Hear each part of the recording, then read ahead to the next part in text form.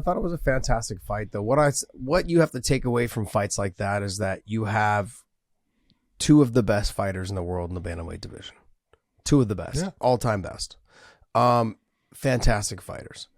Henry being so damn good at wrestling and the ability to stuff takedowns and even get them when he needed, and his ability to he's got a fucking beard on him. He took a couple of big shots.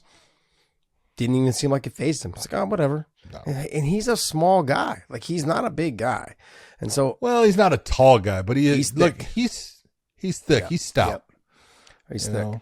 But I looked at the way he fought, and then I thought Aljo, like you said, his ability to hang and sag on people against the fence, and it's a talent. Yep. And then his reach and his range I think in the fourth round when the splits happened.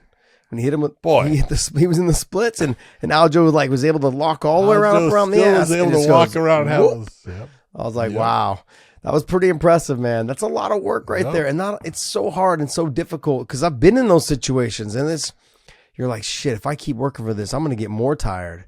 And fuck it, let's just go. And that's kind of, I mean, he was in deep, but when you have someone with the wrestling pedigree of Henry, and the and able to do the splits practically, it starts taking it out of you if you're digging in there deep to try and get that takedown. So, fantastic fight.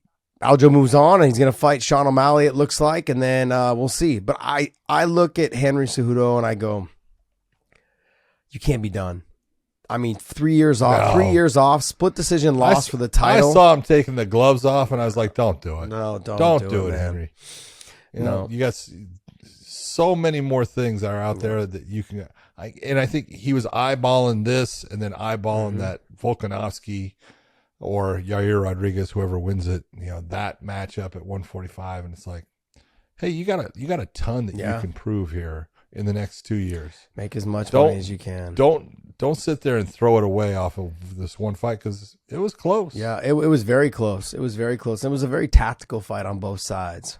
And Aljo came out on top, man. Tip my hat to him. It's very difficult to train for somebody who hasn't been active for 3 years. You don't know what they've gotten better at. You don't know how they're going to fight you.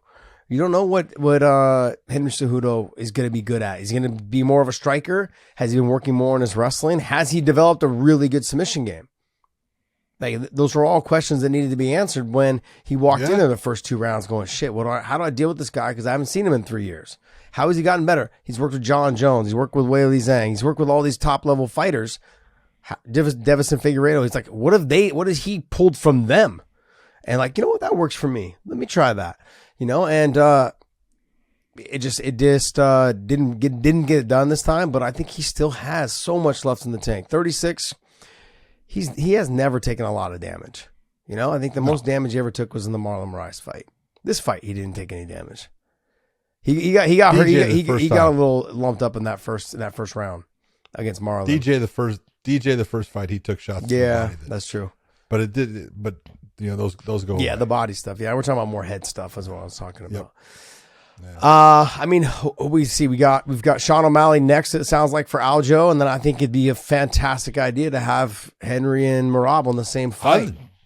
Dude, Sean Shelby needs to listen to you. I believe that's a perfect. Yeah, and then you see, like, if one of them falls off, you have Henry right there to snatch it up. Unless it's Merab, like if it's Sean O'Malley who falls off, you put Henry there we'll get a rematch.